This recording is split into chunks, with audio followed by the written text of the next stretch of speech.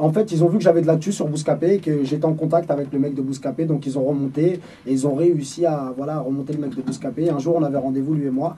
Et ça a été, le rendez-vous il a été pris au téléphone. Et voilà, il m'attendait, quoi.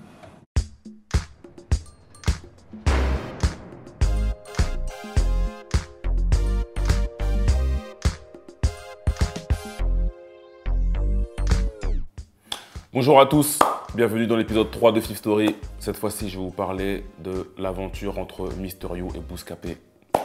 C'est parti.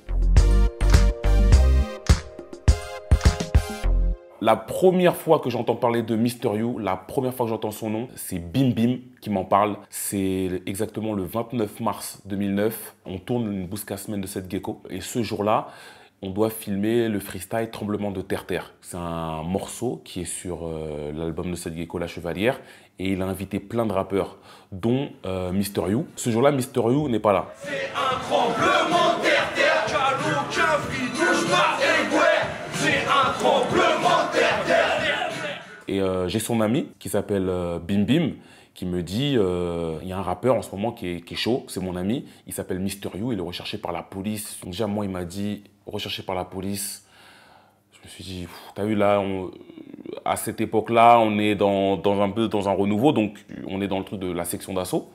Et donc lui, il me parle de Mister You, de rappeurs cherchés par la police, en cavale, 5 ans de prison et tout. Donc il y a plein de trucs dans ma tête qui se disent, wow, ça c'est une galère ça. Il dit, non mais franchement, il est trop fort, hein. Là, il peut pas être là aujourd'hui parce que tu as vu, il est recherché, il fait attention à ses déplacements. Donc on fait le freestyle avec cette gecko. Quelques jours après, je crois que c'est le lendemain ou 2 jours après, encore dans la Bouscasemaine de cette gecko, on va chez ce fameux Bim Bim pour tourner un épisode. Et ce jour-là, Mister You est là. Bienvenue à mon open bar, l'open mot. On est venu là pour l'open mot de cette gecko, rempli de mots et d'argots. Là, c'est la première fois que je le vois. Je ne sais pas ce qu'il fait exactement, je ne connais pas son rap. Et pendant l'épisode, il est collé à cette gecko. Et moi, ça m'embêtait un peu parce qu'il était dans le plan. Il était un peu excité. Tu sais, Mister You, c'est un mec qui bouge beaucoup et qui ne tient pas en place. Cette gecko a tenu à ce que Mister You soit dans le plan. Il nous dérangeait un peu, on va dire, pour notre tournage, quoi. Frédéric Fernandez, je suis obligé de le dédicacer. Voilà. 10 fois plus de couilles que n'importe quel mec, tu me diras Mamadou Mohamed ou Starfula, tu sais, n'importe qui. Frédéric Fernandez. Voilà. Après le tournage, on discute de plein de choses et tout. Il était trop excité parce que voilà, il avait un petit peu bu et il était chiant. Vous savez, le genre de mec relou. Bref. Et à un moment donné, on est resté au moins 3-4 heures dans l'appartement. Et à un moment donné, bon, c'est un peu plus calme. Et il me dit hey, les gars, venez voir un peu et tout. Je vais vous faire écouter tout ce que je fais. Donc on va dans la chambre qui est juste à côté. Et il va sur son Skyblog et il nous fait écouter un morceau. Et c'est un clip, c'est Lettre à un traître. Hachette ou Gataga 24/7, je pars en sucette. Tu verras que mon pare-choc d'Awa, si je pète un cul-sec, tu m'as trahi. Malice, tu pourras pas tromper Dieu, me fais pas la bise, ta bouche sans la bite de Clément Pétieux. Putain, il est fort. En fait, je suis passé dans mon esprit du cassos un peu relou, qui était agité, qui parlait beaucoup, à un mec qui a une plume, qui écrit super bien. Donc il me fait écouter Lettre à un traître. Et là, je mange une claque, quoi. Je rentre chez moi et je me mets sur l'ordinateur et je réécoute son morceau. Je l'écoute plusieurs fois, je fais putain, il est fort le type. Je rentre pas dans les détails, non le gros ça paye plus. Je suis le revers de la médaille, le barge qui a rattrapé le bus. Là je t'offre une corde et je te laisse descendre au sous-sol. T'as oublié Cogne, on baisse pas les Sandro Sosa. Je recroise Mister You au Planète Rap de la section d'assaut en juin 2009. Tu vois là, quand c'est la famille, c'est la famille. Quand c'est les gens qui boycottent, on les boycotte. Voilà, JR, un brave, un putain de brave. Maître Gims, c'est plus de speed du rap français, personne ne pourra dire à OB. Stop, basta, on représente Paname, les gars, on arrive très lourd. Voilà, vous crossez, bande de cons. Donc il est là-bas, il est invité par la section, eux ils sortent leur projet Crassement de tête. Ok, on arrive tranquillement, fin de crochet, passement de jambes. Tu connais la musique d'Awa, se mélange pas avec trop de gens, non. Sans pas les couilles, il nous faut de l'argent. Peut-être dans un palais, mais pas en étant quitté par un tarme. À cette époque, Mister You, il faisait son buzz aussi sur internet, il publiait plein de vidéos de freestyle, de moments de cavale. T'entends les gyrophares, c'est rien. 19ème, ça fait flipper photo. Comme ça, ah ouais, on va se faire. Ouais. Et il sort des projets. Et il avait un concept, il a sorti un projet, comment il s'appelle ce projet? Ah ouais, il avait un projet qui s'appelle Arrête You si tu peux. Dans chaque CD acheté de Arrête You si tu peux, eh ben, tu avais un joint qui était fourni avec, roulé par les soins de Mister You. Et il en avait fait, je sais pas, une petite quantité, peut-être 500, je vais pas dire de bêtises, qu'il avait déposé dans des boutiques spécialisées de vente de CD à Paris, à Châtelet. Moi, j'ai entendu parler de Mister You, je me souviens, à l'époque, c'était en 2009, par les magasins de Châtelet. Tous les rappeurs qui fabriquaient leurs propres CD allaient les déposer dans ces magasins-là. Et je voyais les cartons des tout premiers CD de Mister You qui se vendaient comme ça sous le manteau, quoi, hein. Et puis le second point aussi essentiel, c'était le buzz vidéo que Mister You a entretenu sur la toile tout début d'Internet avec sa cavale, puisqu'il était recherché par la police, qui était vu par des centaines de milliers de personnes. D'abord, on se prépare à se droguer, on fume un petit ouinge, moi, Bissewam. On va faire une petite interview de spi et on va aller faire un tour dans la zone, dans le 19e arrondissement, faire une dernière petite session freestyle. Il fait des petites séries où ils sont dans des coins de Paris. Le concept, c'était vraiment arrête tout si tu peux. Il narguait un peu les policiers. À la suite de ça, j'ai Bim Bim qui m'appelle. Il me dit ouais, ce serait bien qu'on fasse un freestyle avec Mister You. Est-ce que tu es dispo? Donc là, c'était pendant le mois d'août 2009. On se voit dans l'appart de Bim Bim. Et puis on fait le freestyle Yougataga. Mister Yougataga, pour Bouscapé, mon sauce, on est là. Présumé coupable, ça arrive, Inch'Allah. Fin d'année 2009, ça va être là. Moi j'ai une grosse claque, le mec il kick, il envoie. Yougataga, les concurrents sentent la patate, tu présumé coupable, je suis un peu comme Omar Haddad. T'as vu, You c'est attitude, charisme, tu vois, il est tout maigre et tout, mais il a une énergie, il a un délire, et tu vois, nous on le trouvait trop fort, on dit ce mec là, il dégage un truc quoi. Tu crois que c'est fini? Mais c'est pas fini poteau. L'animal se réveille. T'as vu même pendant le freestyle, à un moment il est tellement chaud qu'il enlève son t-shirt, et ça c'est un freestyle qui a marqué les gens. Voilà, tu connais pas la musique? Bah, moi j'écris les paroles poteau. Nous on l'a mis sur le site, un carton, voilà, ça cartonne, ça tourne. Le freestyle a été publié sur YouTube par des utilisateurs lambda. Et au bout de quelques mois, il a atteint le million de vues. À l'époque, le million de vues, c'était un truc de ouf de faire un million de vues. C'était très rare. En français comme aux States, la liberté, c'est qu'une statue. Le SSI surveille quand notre cervelle se monte là-dessus. Constate, tu la oses, la délinquance à Panama. Ça faut être la corruption, même les postures, mettent tes bananes. On s'appelle souvent, on se fait des retours. Ouais, t'as vu, frère, il a marché, un tel m'en a parlé et tout. Donc c'est une période où on commence à être beaucoup ensemble. Et c'est une période où à chaque fois, il m'appelle pour tous ses faits et gestes. Il m'appelle, il me dit voilà, là je dois enregistrer un morceau avec Tunziano, est-ce que tu peux passer? C'est un bon délire aussi. Ouais, ça on le fait au troisième. Tu connais déjà les fans. Troisième un peu passe comme le premier, mais cette fois-ci pas du tout. On essaie de faire 4-4. Je vais dire 4-4 et rebeu. En fait, c'est quoi? Ce qui serait mortel, c'est tu perds en Camaro, je perds en 11 on va dire ça, fais ça, fais ça. On va dire ça, fais ça, fais ça.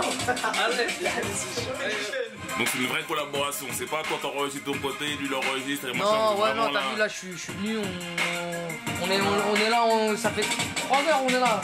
Et on gratte, on s'est pris la tête sur le truc. Et on va vraiment construire le fit quoi. C'est ouais, pas de t'écris chez toi, j'écris chez moi. C'est complice. On va attraper, on fait tout ensemble. Voilà. C'est de la vraie complicité. Ils écrivent le morceau ensemble, ils trouvent les rimes, les trucs et tout, les thèmes. Et ensuite, quelques jours après, bah, on va en studio pour enregistrer le morceau. Ça, c'est on a sur la préparation de l'album, exclu Bouscapé, parce que les autres, c'est des espions, poteau. On leur fait plus confiance, nous, voilà. C'est des fuites, des taupes, des poucaves, des salopes, le corps. Maintenant, on reste contre street. Les gars, vous êtes sur un truc de dingue qui se prépare, ça fait plaisir. Voilà, il allait beaucoup dans ce studio-là, auprès de Saint-Gervais. Et il enregistre le morceau avec Tunziano. Ce soir-là, il y avait Brulux qui était présent. Et c'était un moment de folie, quoi. Eddy Chabar, alias Brûlé, sort du Hef aussi. Younes Latifi, il est recherché 6 ans plat. 6 ans plat. C'était l'imam à Fleury. Voilà, c'était l'imam à Fleury. Commissaire Jacques. Voilà, ils vendaient de la dope à Léo, tout ça. Secret Story. Yougatazo. Mister You, c'est quelqu'un à voir en studio. Enfin, c'est un mec avec qui tu t'ennuies jamais. Parce que le mec, il a une énergie, il a un délire. Allez, je triple ça, poteau, on balance la sauce. Je suis bourré, les gars. Vas-y. Ah, ça déchire. Ah ouais, non, mais il est bon, poteau, dans la sauce direct. Non, je referai un. Je triple direct, poteau, je rigole même pas. Moi, je suis en ouf. Je suis bourré. Wesh, les auditeurs, les auditrices, faites le permis de visite, là. Logiquement, je suis en prison.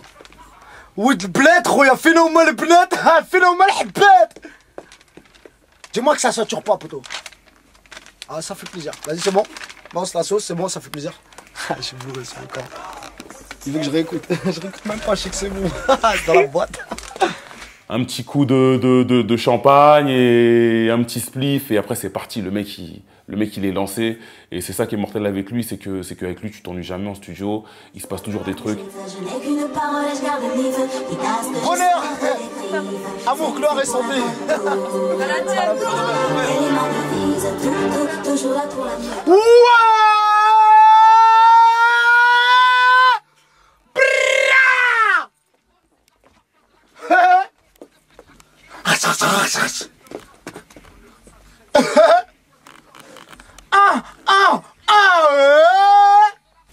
Y'a rien qui sature? Bah, tout est dans la boîte, poteau. On a Evan Direct. Ça, c'est de l'ambiance, poteau. On a ambiancé le morceau. Je suis bourré sur la tête du petit. J'ai pas d'enfant. Des fois, tu sais, t'entends souvent, il y a des rappeurs qui sont au studio, qui dorment. Enfin, c'était à une époque où les mecs préféraient jouer à la PlayStation. Ils perdaient beaucoup de temps en studio. Lui, quand il va en studio, il y va pour enregistrer, pour faire son truc. Et il était super productif. Il était productif aussi, surtout parce qu'il savait qu'il pouvait se faire attraper à tout moment. Donc, il enregistrait énormément de morceaux. Eh les gars, tu me vois, hop. Sur la tête de ma mère que chez nous ça rigole. Ah poto, chez nous on est des ouf, non je rigole. Je suis bourré encore. Écoutez pas ce que je dis, bousca-p.com mon sauce. Je l'avais dit, tsunami ou pas tsunami les gars. Wallah, sur la vie de ma mère, ça n'a même pas encore commencé que déjà vous êtes comme des dingues. Wesh les gars, faudra voir jusqu'à la fin. Mystérieux ça pète, mais quand je serai au placard ça sera rien. C'est là je vais écrire, je vais faire de la folie. La vie de ma mère, je vais sortir, je vais passer le bac, je vais écrire un livre, non 2 livres, et je vais écrire 6 albums en prison. La tombe de mon grand-père, je vais tous vous pisser, vous chier dessus, bande de fils de pute de boycotteurs. Et à ce moment-là, nous on réfléchit au concept de la Bousca Tape. Et vu qu'on était avec You, on s'est dit voilà, ce serait bien que tu fasses un morceau pour la Bousca Tape. Donc pareil, on va au studio de Nouvelle École qui se trouve à Bastille. Et ce soir-là, je me rappelle, il y avait Style Fresh et il y avait Sofiane. Je vous présente Style Fresh, petit phénomène du 20e poteau. La petite relève, 16 ans, il casse beaucoup de dents, parle en français. Ouais. Sofiane ici présent, poteau. La guerre du golf. La guerre du golf. La guerre du golf, poteau. Bousca P, on va casser sa poteau, vous inquiétez pas. Ce morceau il arrive juste après. Il est en train de faire de la dingue aussi. C'est la guerre du golf. D'ailleurs, c'est pour ça que dans le morceau, ils placent leur blase parce qu'ils étaient présents sur place. Et pareil, quoi. Moment magique en studio avec Mister You. Quand t'es avec lui, c'est du cinéma, quoi. Tu le regardes et le mec, il est déchaîné, il s'arrête jamais, Tu te dis, mais comment il fait? Il ne s'arrête jamais. Sur le terre et caille sa mère, on a remis sa presqu'île. Je veux une avance artistique, donc ramenez-moi 13 kills de cocaïne. Un gros big up à Soumaï, la Bousca Zouka, ta gueule fume comme un stick, c'est le porte la haine. On n'avait pas de date de sortie. Mister You, c'était le premier artiste à enregistrer un morceau pour la Bousca Tape. Mais je vous parlerai de la Bousca Tape dans un prochain épisode. Et donc, pour préparer la sortie de Présumé Coupable, on se fait un deuxième freestyle cette fois-ci. Là, on est au mois de novembre 2009. On se fait un deuxième freestyle. Là, on va chez le beatmaker Wisla. Donc Wisla, c'est un mec qui a fait plein de betus. Il a participé au tube Désolé de la section d'assaut et encore plein d'autres. Enfin, vous taperez son nom sur Google et vous verrez tout ce qu'il a fait. Et puis ce jour-là, on enregistre le freestyle Présumé Coupable. Donc Wisla, à ce moment-là, il fait l'instru sur place. Même pendant que Mister You rap, il est en train de faire des notes sur son piano. Ouais les gars, on est là, on prépare une petite instru en live en direct pour vous capter mon sauce. Écoutez ça. On va faire un petit freestyle juste après. Ça c'est Wisla, je vous présente l'animal. Il est là le fou qui fait les instrus. Le aussi fou que moi, je suis fou, j'écris, lui il est fou, il propose. Ah poteau, on a tous des problèmes, hein. Attention. Et pareil, freestyle, comme le précédent. Avec toute l'énergie et la fougue qu'il a en lui. Le freestyle, on le poste et puis ça fait un carton. Nique les jambons, ouais. La rue, le carplat, c'est parallèle. Moi, quand je croise un porc, je lui rappelle qu'il est pas halal. On est tous de la même race, mais on n'est pas tous de la même tribu. Ça fait pas le bonheur, le flou, mais par contre, ça y contribue. Moi, quand je croise une gazelle, elle croit que je suis un garde forestier. Je gratte une ça et je dis demoiselle, mais en fait, je peux pas trop rester. Car... Après le freestyle Présumé Coupable, bah voilà, son buzz est à son paroxysme. Et du coup, il cherche une distrib pour Présumé Coupable. Parce que pour ses précédents projets, c'était vraiment du main à main. Même pas du main à main. Enfin, il est déposé dans les magasins spécialisés qui vendaient les mixtapes de rappeurs. Mais il n'avait pas de distrib au niveau national. Là, il cherchait vraiment une distrib au niveau national pour que son projet soit distribué dans toute la France. Donc je répète quand même qu'à cette époque, il n'y a pas les plateformes de streaming. Donc pour que ton son soit diffusé, bah, tu es obligé d'être dans les FNAC et un peu partout. Les maisons de disques sont intéressées par lui, mais ne sont pas prêtes à le signer parce que bah, forcément son profil il est un peu compliqué, il est recherché par la police et aucune maison de disques n'a envie de se mouiller avec ce genre d'artiste. Surtout que bah, cette période, on est encore dans la période où les maisons de disques hésitent à signer du rap. La seule boîte qui pourrait éventuellement le distribuer, c'est Musicast. À ce moment-là, je me suis dit, je vois qu'il sort des albums régulièrement, il y a sans doute un nouvel album. Comment est-ce que je pourrais faire pour rentrer en contact avec cet artiste-là? Et là, j'ai contacté une des personnes qui a le plus gros carnet d'adresses du rap français, qui s'appelle Philippe de Bouscapé. C'est une période où je parle beaucoup avec Julien Cartudo, le patron de Musicast, qui distribue tous les rappeurs indépendants. On s'appelle et on évoque le sujet Mister You. Donc lui, il en a déjà entendu parler, il me dit oui, j'en ai entendu parler et tout. En plus, j'ai vu, il y a des freestyles sur ton site et tout. Enfin, il fait beaucoup de bruit. J'aime beaucoup. J'ai fait, bah tu vois, il cherche une distrib. Si tu veux, moi, je peux te mettre en relation avec lui. Comme ça, tu le rencontres et puis vous faites vos affaires, quoi. Donc il m'a dit avec plaisir. Donc moi, j'appelle Mister You. Je lui dis, j'ai appelé Julien, il est chaud pour te rencontrer. Vas-y, vois-le, fais tes affaires avec lui. C'est intéressant. Alors, la rencontre avec Mister You, pour moi, comme c'est un des premiers grands moments de succès de Musicast sur le rap français, je m'en souviens vraiment très très bien. Il m'a appelé en me disant, écoute, moi je suis poursuivi par la police, je suis recherché, je vais venir te voir. Je pense que je vais venir tel jour, mais je ne sais pas à quelle heure. Donc attends-moi, il faut vraiment qu'on se voit parce que oui, j'ai un nouvel album à distribuer. À ce moment-là, j'ai attendu toute la journée dans mon bureau. Toutes les équipes sont parties, on était 6 ou 7 à l'époque à Musicast. Et mon téléphone sonne, c'est Mister You qui était derrière la porte. Donc je suis allé seul ouvrir la porte, lui tendre la main, et je l'ai installé dans mon bureau, on a discuté tous les deux.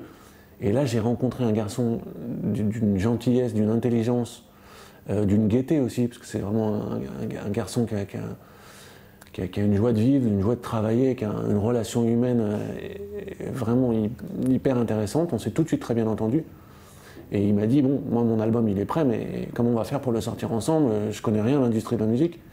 Et je lui ai dit, écoute, voilà, je te propose un truc hyper simple, la distribution que je vais faire avec toi, c'est ça, ça va être pour toi, ça va être pour moi, les quantités, ça va être ça, fais-moi confiance, on va vraiment travailler ensemble, ça va le faire. Et à la fin de l'entretien, il m'a dit, écoute, moi j'ai envie de le faire avec toi, demain je reviens, et je te dépose tous les éléments, parce qu'il fallait qu'on ait les éléments, le master pour fabriquer la pochette et tout. Et on va décider une date de sortie ensemble, c'est bon, on va y aller. Et puis le lendemain, le 3 décembre 2009, avec Amadou, on a rendez-vous chez Believe avec Karim Thiam et Warif. C'est des anciens du rap qui ont bossé sur Funky Family, Format People, Mafia Qu'un Free. Enfin, ils ont bossé sur plein de grosses sorties, plein de gros projets. Et puis pareil, là, on évoque le cas Mister You. Je lui dis, bah, t'as vu, Mister You cherche une distrib. Hier, il a rencontré Jeune Musicast. Est-ce que vous êtes chaud pour le rencontrer? On dit, ah ouais, ce serait bien qu'on le rencontre et tout, pour qu'on lui propose un truc. J'appelle Mister You et je lui dis, là, je sors d'un rendez-vous avec Believe.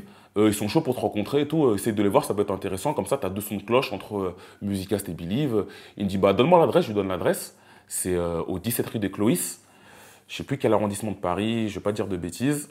Je crois que c'est le 18.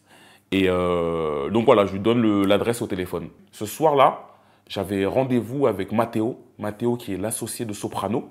Donc pareil, ce jour-là avec le Matteo, on parle de rap, on parle de plein de choses et on évoque encore le cas Mister You. Il dit vas-y, moi j'ai envie de le voir, peut-être pour faire des choses avec lui. Voilà, est-ce que tu sais s'il a un manager et tout? Je fais t'as vu, il a rien, il a personne, il est tout seul, il fait son bis tout seul. Bah ce serait bien que tu le rencontres. Bah je fais tu sais quoi, attends je vais l'appeler. J'appelle You, je l'appelle, il me répond pas. Je lui envoie des textos, je fais rappelle-moi, je suis avec Matteo, il veut te rencontrer, il me répond pas. Et puis entre-temps dans la journée, j'ai eu Karim Thiam qui m'a envoyé des messages, il me fait ouais, bah You il est pas passé. Je dis non, c'est pas possible. Comment ça? Il est carré d'habitude, tu vois. Il m'a dit qu'il allait passer, il était pas loin de votre adresse et tout. Il fait non, il est pas passé. Donc je l'appelle, il me répond pas. Je fais bon, il a eu un problème avec son portable. Le lendemain, j'ai Bim Bim qui m'appelle et il me dit, il a pris une voix grave et tout, il m'appelle, il me dit, ça y est, Fif, hein. Ça y est, c'est terminé. Je fais quoi, qu'est-ce qu'il y a? Il fait ouais, ça y est, ils l'ont attrapé là. Ça y est. Je fais ça y est, ils l'ont. C'était avec du recul. C'était tellement marrant comme il a fait sa voix. Parce que Bim Bim, c'est tellement un comédien ce type. Mais je vais reprendre. J'avais très envie de travailler avec lui, puis on sentait que ça allait devenir un très grand artiste. Et le lendemain, j'apprends par la presse et par Internet que dès le matin même, la police l'a récupéré et qu'il est tombé et qu'il est en prison. Je fais, ils l'ont attrapé? Il fait, ouais, c'est dans le Parisien, t'as pas vu? T'es pas au courant? Je fais, non, je suis pas au courant. Il fait, ah, c'est dans le Parisien ce matin et tout. Moi, je sors du bureau, je vais au tabac, j'achète le Parisien. Je tourne les pages, c'était un tout petit encart comme ça et tout ça. Je tourne et je vois Mister You, fin de cavale pour Mister You. Et je lis l'article et tout, je fais, ah, d'accord, ouais. Et maintenant, je vois qu'il a été attrapé à l'adresse que je lui ai donnée. Pile poil à l'adresse que je lui ai donnée, 17 rue des Cloïs. Je suis resté bloqué comme ça. J'y croyais pas, je dis non. En fait, j'étais sur écoute. Lui changeait souvent de numéro, mais moi, j'ai toujours le même numéro. Et je vois qu'il s'est fait attraper à l'adresse exacte que je lui ai donnée. J'étais choqué. À ce moment-là, j'ai rendez-vous avec une distrib pour justement pour lancer Présumé Coupable, qui devait sortir fin décembre, peut-être début janvier, qui devait sortir à la base. Et dès que je suis parti pour signer la distrib, en fait, c'était via Bouscapé. Et voilà, je me suis fait remonter via Bouscapé, t'as vu, je le dis. Ils ont fait les enfoirés, les flics, ils n'avaient pas le droit de mettre sur écoute Bouscapé. Et en fait, j'avais fait un freestyle où ils ont vu que je venais de le faire, tu sais, vraiment, c'était vrai que c'était récent. Ils ont vu que j'avais de l'actu sur Bouscapé, donc ils ont fait les malins. Et la BNRF, ils sont très malins, t'as vu. Ils l'ont mis sur écoute. Ouais, sur Bouscapé, ouais, exactement, ils ont commencé à faire les espions sur Bouscapé. D'ailleurs, ça se trouve, c'est des fans. Mon pas là, on sait jamais. Vas-y. C'est des keufs, ils voient que c'était il n'y a pas longtemps, on était là. Je ne saurais pas où est-ce qu'on était. Ça s'arrête, voilà. On vous montre même pas les places des boîtes aux lettres parce qu'on sait jamais, vous êtes dangereux. Et ils ont réussi à remonter le mec de Bouscapé. Un jour, on avait rendez-vous, lui et moi. Et le rendez-vous, il a été pris au téléphone. Et voilà, il m'attendait, quoi. Vu qu'il n'avait pas été allé à son jugement, il avait pris 5 ans de prison. La juge lui avait mis 5 ans de prison. Et je me rappelle, lors d'une interview, il m'a dit que le jour où il tomberait, il fera pas 5 ans, quoi. Il fera tout pour sortir. Donc soit il va mettre une meuf en cloque, ou soit il va faire un truc, mais il a dit qu'il ferait jamais cette peine-là. Et il dit, comme il me dit dans une vidéo, il me dit, ouais, je ferai pas 5 ans car j'ai le bras et la queue longue. Donc lui, il l'a dit à sa manière, avec plus de flow, mais il savait qu'il allait pas faire longtemps en prison.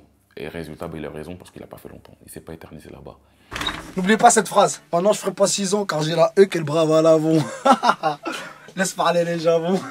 Le 3 décembre, il part en prison pour 1 an. Pendant sa peine de prison, ce qui est marrant, entre guillemets, c'est que il se retrouve avec cette gecko à la prison de la santé. Ils se voient, ils ont même fait un morceau ensemble. Bon bah je vais me faire un petit kahwa vu que là il est déjà 7h du mat. Ensuite faut que je dorme, Inch'Allah dès que je pète l'audimat. Fougadas Flex, cache ton bibou vers la SS. Ouais Nico, ouais Younes, on garde la chouette. La première fois que je rencontre Mister You, c'est avec cette gecko. Et quelques mois après, ils se retrouvent en prison ensemble à la prison de la santé. J'ai appelé Bim Bim, je dis alors, tu l'as vu et tout, c'est bon, genre vous avez fait le morceau et tout. Il me dit bah non, parce que le bonjour. Je dis quoi? Ah ouais, je dis ouais, quoi? Il me dit ouais, il est bientôt, il a la santé. Et vas-y, direct, je lui dis attends, vas-y, j'arrive. Je lui ai raccroché parce que la cabine elle est au 2e étage. Je suis descendu au rez-de-chaussée et je connaissais pas son nom de famille, t'as vu? C'est-à-dire, je suis parti dans les couloirs vers les cellules et je criais ouais, Sdererex! Et la mère, j'entends devant une porte, j'entends Ougatas Blex! Et il crie, ah ça y est, après on s'est mis à parler. Et le truc, c'est qu'il n'avait pas totalement terminé son projet Présumé Coupable, tu vois. Donc c'était un peu galère. Et lui, dans son délire, il avait prévu de faire quoi? De faire un concert au mois de janvier et de se faire attraper pendant son concert. C'est un malade. Il y a le concert, venez me chercher. Bientôt, en janvier, Inch'Allah, si tout se passe bien, le gros concert de l'année, poto. Le concert, c'est venez me chercher. Ouais, comme ça, même les keufs, ils sont au courant. Il y a le concert en janvier de Mister You Gataga, poto. Et vas-y, comme ça, moi, même si j'irai pas me rendre, mais même si moi, vous m'attraperez dans mon concert. Et la tête de ma mère, hein, que ça va partir en émeute. Ça va être la guerre. Janvier, n'oubliez pas. Après le street album Présumé Coupable, le concert, venez me chercher. Bordel, Zougataga. Bouscapé, la famille. Assalamu alaikum. Et vas-y, les gars. Cliquez, rajoutez les clics. Il part pour de la prison et il n'a aucun contrat de distrib. Heureusement qu'il avait rencontré Julien de Musicast. Ils avaient fait leur rendez-vous bien, ils s'étaient accordés sur plein de choses.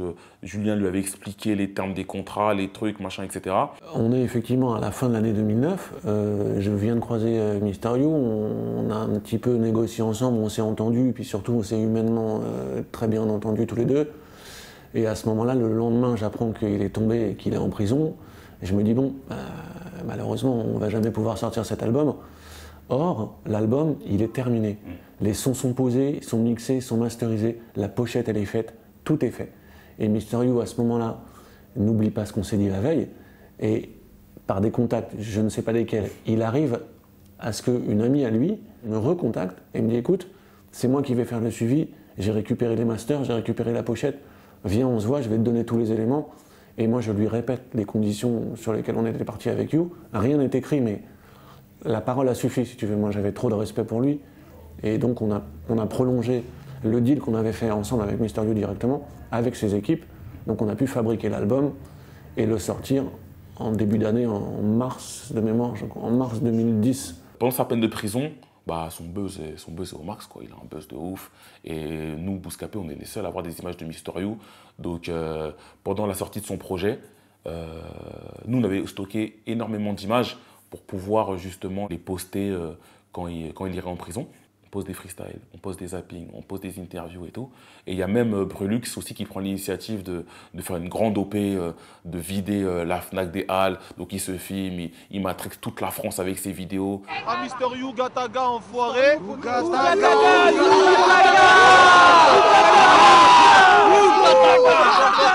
À tous ceux qui sont au placard et qui l'ont continué. Marco, Ça a participé à la promo de Mister You, à faire vivre son nom, malgré qu'il ne soit pas là, parce qu'il ne passe pas en radio, il passe nulle part, il n'a pas de vidéo, il n'a rien, il n'a aucun contenu. Pas de télé, pas de radio, il n'a rien. Il a juste les contenus Bouscapé qui lui permettent de le faire exister tout au long de sa peine. C'est le premier vrai gros carton, vrai nouvel album qui ne sort que chez Musicast, parce que la mixtape de Cynic et d'autres mixtapes aussi étaient sortis aussi chez Musicast, mais en parallèle, les artistes et les labels géraient leur propre réseau. Là, le présumé coupable, c'est le premier album qui ne sort que chez Musicast. Nous, on arrive avec un très gros album, on s'adresse au réseau de disquaires et on met en place quelques milliers d'albums seulement, parce qu'on est un petit indépendant qui démarre, et les disquaires nous font confiance, mais pas complètement encore quand même, quoi. Donc la première semaine, on vend quelques milliers de disques, mais on aurait sans doute pu en vendre 4-5 fois plus si on avait eu la force de frappe dès le départ. Donc à chaque fois, on vend, on refabrique, on vend, on refabrique, on vend, on refabrique, et on monte comme ça en indépendant très rapidement jusqu'au disque d'or, qui est 50 000 albums physiques vendus. À l'époque, il n'y avait pas du tout de digital, avec un artiste qui n'est pas là pour faire la promo. Il est en prison, il n'y a plus rien. Donc, mais tout le monde l'attendait, c'était son premier vrai album bien produit, avec des titres énormes dessus, et notamment des titres avec un featuring à l'époque que personne ne connaissait, qui s'appelle La Crime, et qui finira par faire le carton qu'on connaît aujourd'hui. Musicast a été très important dans l'histoire du rap de fin des années 2000, parce que les maisons de disques ne signaient plus, et la seule personne qui distribuait du rap, c'était Musicast. Il y avait d'autres boîtes indé, d'autres boîtes de distribution indé, mais le plus gros, le plus sérieux, on va dire, c'était Musicast. C'est eux qui distribuent tous les CD du Ghetto Fabulous Gang. Ils ont distribué Cynic à l'époque. Donc ce qui fait que Musicast signe tous les rappeurs de rue, quoi. Il y a 10 ans, les maisons de disques ne s'intéressaient pas au hip-hop, surtout parce qu'elles considéraient que les artistes hip-hop étaient compliqués à signer, et on n'arrivait pas à leur parler. Elles considéraient qu'ils étaient éventuellement dangereux, qu'ils ne comprenaient pas les deals, qu'on ne pouvait pas les cadrer, les manager.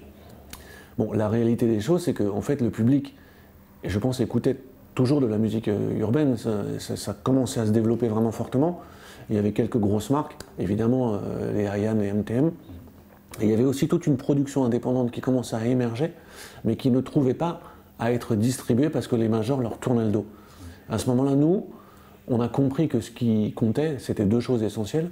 D'une part, la qualité du projet, c'est-à-dire que tu es indépendant, mais il faut que ton projet soit mixé, masterisé, produit avec une pochette de qualité comme les grands, entre guillemets. Ça, c'est le premier point.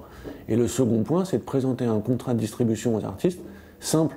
C'est des artistes qui ne viennent pas du milieu de la musique, qui sont la plupart du temps sans encadrement, qui n'ont pas de label, qui n'ont pas de manager. Donc il faut leur mettre sous les yeux un contrat de distribution, ce que nous on a fait, de 2 pages, où tu expliques très clairement les points essentiels, combien tu vas gagner, combien la distribution elle va prendre, quelle quantité on va fabriquer, où est-ce qu'on va les distribuer. Tout est parfaitement transparent, et à ce moment-là, il y a une relation de confiance qui va s'établir avec les artistes, qui vont venir de plus en plus chez Musicast, et nous on va continuer à distribuer les artistes de musique urbaine, parce qu'on sent qu'il y a une production, un dynamisme, une créativité énorme là-dessous et que ça va évidemment finir par péter comme Mysterio l'a montré à ce moment-là. Et pendant qu'il est en prison, le morceau qu'on a fait pour la Bouscatape, il est finalisé, mixé, tout masterisé. On a le morceau, c'est cool, c'est mortel. Donc c'était un morceau qui était prévu pour la compile. Et comme il a pris quand même beaucoup de mois de prison, bah, il fallait aussi faire perdurer son blast. Parce que nous, on avait des vidéos, on avait des freestyles, mais ça ne pouvait pas tenir toute une année. Et bizarrement, le morceau se retrouve sur Internet. Putain, j'étais grave dégoûté, j'avais grave la haine. Donc forcément, j'appelle You, je fais ouais You, le morceau il est sorti, c'est quoi le délire? Non, c'est pas lui que j'appelle en premier. J'appelle Bim Bim, je fais ouais, beau, je lui dis gros, c'est quoi le délire? Le morceau il se retrouve sur Internet. Lui me dit que c'est pas lui. J'appelle You, je fais ouais You, le morceau il est sorti. Il me dit mais poto, je suis en prison, comment tu veux que je fasse et tout ça? Je fais mais tu l'as dit à quelqu'un ou pas? Il fait moi j'ai rien dit, c'est pas moi. Le morceau était pour ta compile, machin. Donc t'as vu, ça m'a saoulé. On avait fait un bête de morceaux pour la Bouscatape. Il se retrouve sur le net. Les gens l'ont nommé eux-mêmes Bouscador, il s'appelle même pas comme ça, mais bon, les gens l'ont appelé comme ça. Sortez le champagne pour que je sois jovial. Je suis un cas social, je suis pas sociable, m'en voulez pas d'être comme Sofiane Bandé. Il me dit que pendant sa peine, il reçoit énormément de lettres. C'est un truc de ouf. À cette époque aussi, il faut savoir qu'il a matrixé toute la France. Je sais pas si vous vous rappelez, mais il y avait plein de gens sur Facebook qui s'appelaient machin Yugataga. Tout le monde s'appelait Yugataga. Le nom de famille de plein de gens pendant un moment sur Facebook, c'était Yugataga. Donc il avait matrixé la France. Il m'a dit, je reçois plein de lettres, c'est un truc de ouf. Il essaye de répondre comme il peut. Ça l'a aidé à faire sa peine, quoi. Et pendant sa peine de prison, il me dit, ah, j'ai écrit beaucoup de morceaux et tout. Là, j'en ai fait un hier. Vas-y, je vais te le rapper au téléphone. Ça s'appelle Je regarde dans l'air, il me fait rire. Et donc, il me rappe le morceau qui deviendra son premier gros single, l'un de ses plus gros singles. Il me rappe le morceau au téléphone, Je regarde dans l'air. Je t'en massile, je galère, je regarde dans l'air. Je trinque au JT, je repense à toi, yes sir. Tout est mis des pieds, toutes ces soirées d'ivresse. Non, je ne regrette rien, ni mes joies, ni mes tristesses là. Il n'y avait pas d'instru, il n'y avait rien, il y avait juste les paroles. Et avec le flow que tout le monde connaît, il me l'a chanté tel quel. Et puis on s'appelle, je me rappelle qu'il m'a appelé un soir de finale de Ligue des Champions aussi. Je ne me rappelle plus c'était quoi la finale cette année-là, mais on a passé toute la soirée du match au téléphone. À la sortie de prison, il sort son projet MDR1.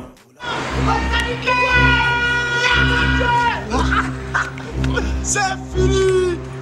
Nique la crevère la pute. Bon bah on les a niqués. Et quand il sort de prison, entre-temps, il y a beaucoup de gens qui se sont greffés dans son équipe. À l'époque où j'étais beaucoup en direct avec Mysterio, où je passais par son ami Bim Bim, bah là, forcément, il a le buzz qui va avec. À l'époque, il signe avec Benjamin Chulvanich. Benjamin Chulvanich n'est pas encore patron de Def Jam. Tout au début, j'étais chez Mercury, chez Universal, tout au début, je me rappelle. Et après, il y a justement le label Def Jam qui a été créé. J'étais le premier artiste chez Def Jam. Et franchement, ça a été une merveilleuse aventure. Qui m'ont appris la musique, franchement, Benjamin, Alexandra, tu sais, c'était des belles années dans ma vie. Ils m'ont montré un peu la... Tu sais, avec Benjamin, j'ai beaucoup appris de la musique, il m'a beaucoup appris. Et franchement, si c'était à refaire, je leur ferais les doigts dans le nez, quoi. Franchement, direct. Le contrat musical, c'est la base de notre relation. Et c'est vrai qu'il est très important. Donc il faut qu'il soit simple, il faut qu'il soit clair pour tout le monde. Et nous, ce qu'on a aussi mis en place, c'est une absence d'exclusivité. C'est-à-dire qu'on considère qu'on va devenir ton partenaire. Tu es un artiste, tu vas venir travailler avec nous. Si tu es content, tu vas rester. Si pour une raison ou pour une autre, tu veux partir, tu as le droit de partir, c'est ta liberté, c'est ta musique. Donc on va travailler ensemble le temps d'un contrat, le temps d'un album. Et puis, j'espère qu'on va faire le prochain ensemble, mais si tu ne souhaites pas qu'on fasse le prochain ensemble, tu vas pouvoir reprendre ta liberté. Alors qu'en maison de disque, historiquement, les artistes signaient pour un album avec ce qu'on appelle des options derrière, ce qui les obligeait à produire un deuxième, voire un troisième album avec la même équipe, même si parfois ils n'avaient pas envie de continuer. Pour être en contact avec Mysterio, c'est plus compliqué parce qu'il est entouré de plusieurs personnes, dont son frère. Je dis à Bim Bim, t'as vu, tu sais, ce serait bien qu'on fasse un partenariat sur la sortie du projet MDR1, que je puisse avoir mon logo sur son album et tout, qu'on fasse un vrai partenariat, tu vois. C'est quelqu'un que Bouscapé a soutenu, on était tout le temps avec lui, tu vois, on l'a aidé à faire sa peine, on a maintenu son blast pendant qu'il était en prison, tu vois. Faudrait, entre guillemets, tu vois, rendre l'appareil, quoi, qu'on puisse faire un vrai partenariat, tu vois, qu'on continue sur notre lancée. Il me dit, ah, poto, là, c'est compliqué, tu vois, il y a plein de gens qui sont intervenus, qui sont autour, là, c'est chiant parce que, tu vois, quand on avait fait, notre collaboration avec la section d'assaut, notre deal, c'était que nous, on ne fait pas payer les artistes pour faire tous les contenus, mais si demain, ils arrivent à avoir le buzz, un buzz assez conséquent, qu'ils arrivent à signer, etc., qu'ils puissent rendre l'appareil en nous prenant un peu de pub ou qu'on puisse avoir notre logo sur les albums. Donc c'est ce qu'on a eu avec tous les albums de la section d'assaut et le premier album de Maître Gims.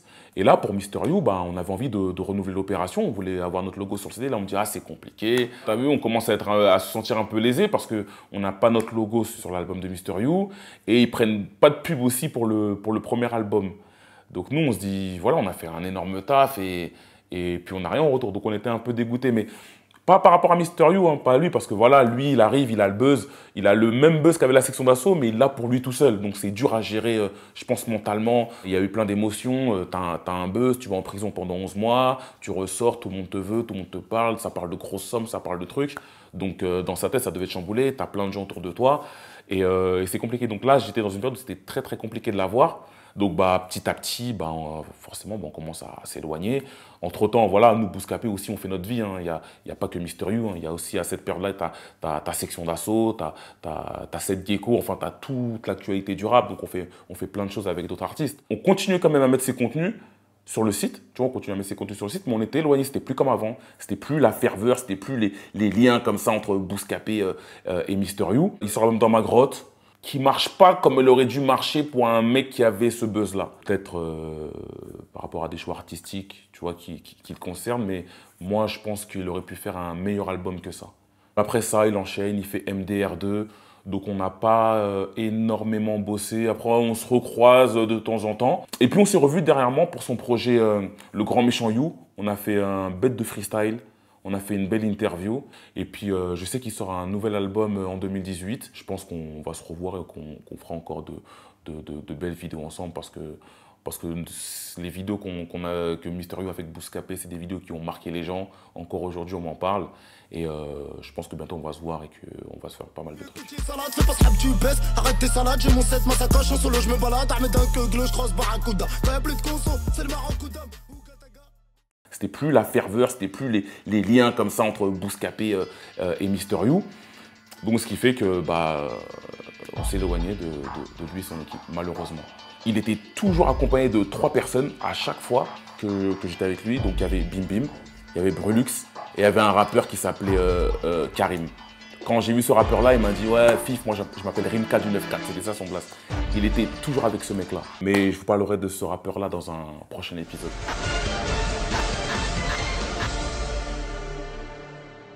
C'est la fin de ce 3e épisode, j'espère qu'il vous a plu. Le 4e épisode arrive très prochainement, donc n'hésitez pas à vous abonner à la chaîne YouTube.